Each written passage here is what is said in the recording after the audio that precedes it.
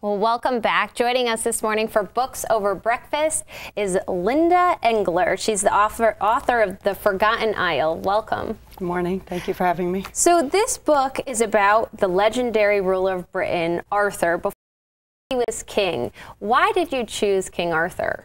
I've always been fascinated by Arthurian legends and Arthurian romance. As far back as college, I took that as my English class. And we don't know that much about King Arthur when he was a child. We all know about how he united the warring tribes of the British Isles when he was older, but don't really know that much about him as a child, other than the sword and the stone legend. And I just thought it would be fascinating to write a story about when he was 12, about an event that could have happened in his life. And I just chose the fantasy realm because it most interested me. So how do you go about researching something like that? It's very difficult to research it, something that happened 3,000 years ago. There's not a lot of written history, and the story takes place. King Arthur is from roughly 500 AD, but he time travels back to 2200 BC, and there aren't written records from back then. So we don't know what they wore, what games the children play. We don't know what they learned in school, if they even went to school. So it lets you be imaginative and creative. So it's not all true, we should say. No. So do you have a specific audience for this book?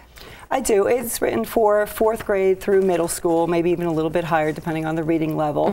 The concepts in it appeal to a lot of different age groups because Arthur is given a task. He is asked to be a hero. He's sent back in time, unbeknownst to him. He didn't ask to be there, and he's asked to be a hero. He's asked to do something that he's never even thought of, to save this little village from an invading force of monsters. And he has no clue what to do, but he's very smart, and he figures it out. And he can say, no, I'm not going to do it. But he would never think of doing that. His sense of honor would never allow that. And those kind of concepts are interesting to all children of all ages. And there's a lesson behind it, it sounds like. There is. So what was the hardest part in writing this book?